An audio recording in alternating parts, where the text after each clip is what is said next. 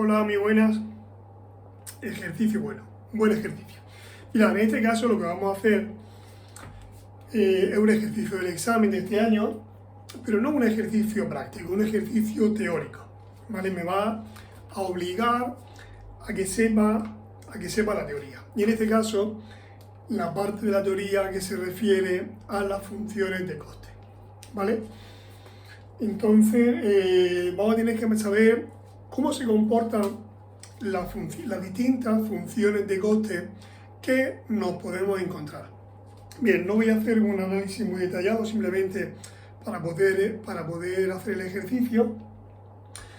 A ver, el próximo año sí que pienso subir vídeos de teoría donde voy a explicar esto con más detenimiento, pero ahora mismo simplemente salir un poco del paso, explicaros por qué las funciones tienen esa forma y ya está, y saber sobre el ejercicio. En este caso me hablan que el coste medio, al decir coste medio, se supone que el coste total medio. El coste total medio es mayor que el coste marginal, y entonces me da varias opciones. Una de ellas me dice, bueno, pues el coste medio es mayor que el coste marginal antes del mínimo de explotación y en el mismo mínimo de explotación. Y podéis pensar, ¿y qué significa el mínimo de explotación? ¿Y qué sé yo de la forma que tienen las funciones de coste? ¿Y cuándo va uno por encima y cuándo va otro por debajo? Vamos a verlo. Mira, cuando uno empieza a estudiar las funciones de coste, pues sabe que existe lo que es el coste fijo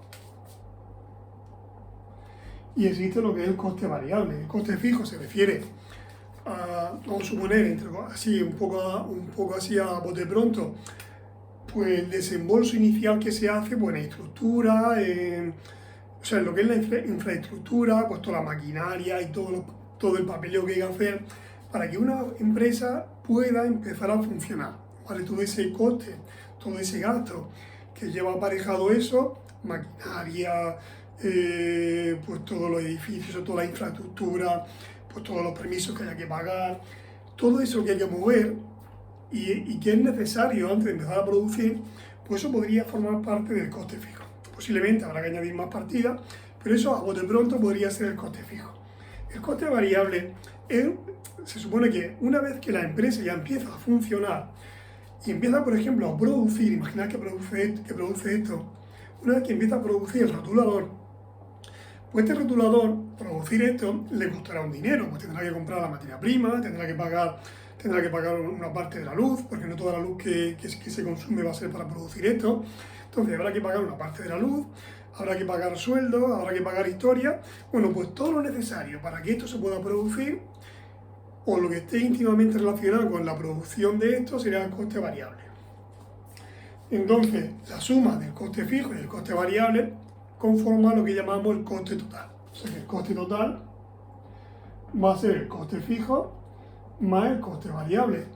Con eso daréis cuenta de que en el momento que haya una cantidad fija, pues el coste total va a ser mayor que el coste variable. El coste total va a ser mayor que el coste variable en el momento que suponemos que hay una cantidad fija. Si no, sería igual. Entonces, si el coste total es mayor que el coste variable, suponiendo que hay cantidad fija, eso en el dibujo, ¿en qué se traduce? ¿Qué significa que una expresión sea mayor que otra en un dibujo? Bueno, pues si hacemos la gráfica, que una expresión o una función sea mayor que otra, significa que el dibujo de la mayor tiene que estar por encima del dibujo de la menor. O sea, si una hace así y la otra hace así, entonces yo ¿cuál es cada una? Pues ¿cuál es mayor? ¿El coste total? Pues este tiene que ser el coste total. Y ese tiene que ser el coste variable, ¿vale? Bien, pues vamos a ver ahora cómo podría ser el dibujo, no de esta, porque no me están hablando de esa, me están hablando del coste total medio y del coste marginal. Bien, primero voy a poner aquí la expresión del coste total, que sería, pues, tendrá su parte fija y tendrá su parte variable. El coste medio es coger el coste total y dividirlo, o sea, el coste medio, o el coste total medio, que es lo mismo, el coste total dividido por la cantidad. O sea, sería dividir eso por la cantidad y dividir eso por la cantidad. O sea, sería el coste fijo partido por la cantidad y el coste variable partido por la cantidad.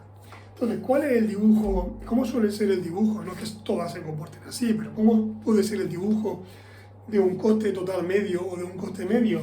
Pues normalmente este tipo de funciones suelen tener este comportamiento, suelen, entre comillas, tener este comportamiento. Suelen ser funciones similares, suelen tener una parte, o sea, un dibujo o una gráfica similar a esto. ¿Por qué? Primero va decreciendo y luego llegan a un punto mínimo y luego empiezan a subir. ¿Por qué? Porque en el coste total medio, si aparece cantidad fija, intervienen dos sumandos. Ese y ese. Entonces, en un principio, se supone que cuando la empresa empieza a producir, los mayores gastos los componen los costes fijos. Entonces, en un principio, la parte fija tiene como más importancia que la parte variable. Entonces, conforme vamos aumentando la cantidad vendida, pues es repartir una cantidad fija o sea, es repartir un coste fijo, o sea, una cantidad, un desembolso inicial, entre cantidades producidas. Cuanto más cantidad produzca, es repartir una cantidad fija entre valores cada vez mayores. O sea que esto, conforme aumenta la cantidad, esa fracción va a tender a disminuir, ¿vale? Pero esta parte va a tener más importancia que esta. Entonces, eso va a hacer que la función coste medio, pues en un principio vaya bajando, porque la importancia, o sea, lo que va menguando el coste fijo es mayor que lo que pueda subir el coste variable. A la larga, la importancia del coste fijo, como ya hacia abajo la cantidad es muy grande, esa fracción saldrá un número muy pequeño. Entonces ya esto tendrá poca importancia y digamos que ya empezará a ganar esta parte. Y el coste variable, o sea, la función de coste, normalmente conforme se va produciendo más, los costes van creciendo. Entonces ya la función empezará a crecer y es cuando ya empieza a ganar importancia esa parte, ¿vale? En el momento, en un primer estadio, digamos que el coste fijo tiene más importancia y al repartir ese coste fijo entre más cantidad hace que esto vaya disminuyendo y hace que todo vaya disminuyendo, por eso la función va bajando. Y luego, pues a partir de un momento, pues esto ya tiene poca importancia y como los costes, se supone que los costes de producir, conforme va aumentando la producción, normalmente aumenta el coste, pues la función empezará a tirar hacia arriba. Vale, pues este sería el dibujo del coste medio o coste total medio. El coste variable medio, como el coste variable es más pequeño que el coste total, pues el dibujo va a ser muy parecido a este, pero por debajo. Imaginaros que va, por ejemplo, así, coste variable, medio. Bien, el coste variable medio, pues vamos a suponer que este es el mínimo y este es el mínimo del coste medio. ¿Cómo sería el dibujo del coste marginal? Voy a pintarlo en rojo. El coste marginal arrancaría desde aquí, desde donde empieza el coste variable medio, y una función. ¿Sabes? Lo que le vaya pasando al coste marginal, el coste marginal es el que dirige, es como si fuese el piloto, el que dirige los otros costes. Lo que le pase al coste marginal, o sea, él va a anticipar lo que le va a suceder a los otros dos costes. Cuando el coste marginal vaya bajando, los otros van a ir bajando. Cuando el coste marginal empiece a subir, pues los otros empezarán a subir, pero los otros tienen como una especie de inercia y subirán un poco más tarde, ¿vale? O sea, el coste marginal es el piloto, es el que dice lo que le va a pasar a los otros dos costes. Entonces, pues el coste marginal, imagina que va así. Vale, pues llega un momento que dirá, para arriba. Pues empezará a tirar para arriba y, curiosamente, y esto es cierto 100%, cuando el coste marginal empiece a subir, cortará a la curva de coste variable medio y cortará la curva de coste total medio, pero no la cortará en cualquier punto, no. Cortará a ambas curvas en los mínimos de ambas curvas. Por ejemplo, el coste variable medio lo cortará aquí, o sea, pasará por ahí, no por aquí ni por ahí. Y al coste medio, al coste total medio también lo pasará o la cortará en su mínimo, o sea, pasará por aquí. Y esta será la expresión del coste marginal. Recordad, el coste marginal va a anticipar el comportamiento de los otros dos costes. Cuando el coste marginal vaya bajando, la otra bajará, y cuando el coste marginal decida subir, pues la otra empezará a subir, pero con un cierto retardo, ¿vale? Bien, ¿cómo se llama el primer punto de contacto? Este de aquí, donde la función coste marginal corta a la curva coste variable medio. Pues este sería el mínimo de explotación.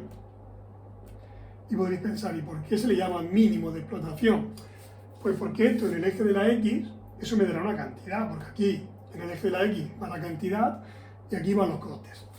Entonces, en el eje de la X eso me dará una cantidad, la que sea.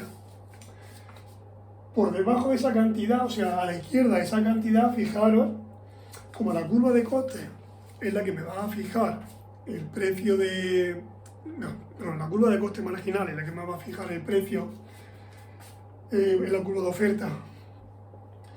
Pues cuando el coste marginal esté por debajo del coste variable medio, o sea, el mínimo del coste variable medio, es lo mínimo que me va a costar a mí producir el rotulador, ¿vale? Si eran rotuladores. Eso significa que si el precio de mercado está por debajo de ese valor, o sea, de este punto que hay aquí, en el eje de la Y, en el eje vertical, pues tendrá un valor. Si el precio está por debajo de esto, lo que yo voy a ingresar al vender esto va a ser menos que lo que me va a costar producirlo, por término medio. Entonces, este punto que hay aquí es el que me va a decir, mira, por debajo de ese precio no vendas porque lo que te va a costar producirlo va a ser más que lo que vas a recaudar al venderlo. Por eso se llama mínimo de explotación. Por debajo de eso no se puede vender. O sea, poder se puede, pero digamos que no tiene sentido. Entonces, vamos a mirar y vamos a ver en qué tramo la curva que he pintado en rojo está por debajo. O sea, ¿por qué tramo? El coste medio está por encima del coste marginal. El coste medio era esta. Pues cuando esa está por encima de esta, pues está por aquí. Una de las opciones que me daba antes del mínimo de explotación, está aquí. Sí, antes del mínimo, en el tramo este, la curva, el coste marginal viene por aquí y el coste medio viene por aquí. O sea que esta está por encima de esta. O sea, antes del mínimo de explotación e incluso en el mínimo, sí, en el mínimo también, porque en el mínimo de explotación, en ese punto, el coste marginal coincidiría con el coste variable medio, pero no coincide con el coste medio. El coste medio estaría un poquito por encima, esta está por encima de esa. O sea que la opción correcta sería esa, ¿vale? O sea, el coste medio va a estar por encima del coste marginal siempre que nos situemos a la izquierda del mínimo de explotación o incluso llegando a estar en el mínimo de explotación. Si ya nos situamos a la derecha del mínimo de explotación, ya no sé si el coste, como si estuviese aquí, en ese punto, pues el coste marginal está más alto que el coste medio, ¿vale? Pero en cualquier punto que esté a la izquierda, por ejemplo aquí, en ese punto, el coste marginal lo tengo aquí y el coste medio lo tengo aquí. O sea que en cualquier punto que esté a la izquierda o incluso en ese propio punto, el coste marginal va a estar por debajo del coste medio. O sea, el coste medio va a ser mayor que el coste marginal. Muy bien, pues ejercicio resuelto y ya hasta el siguiente vídeo.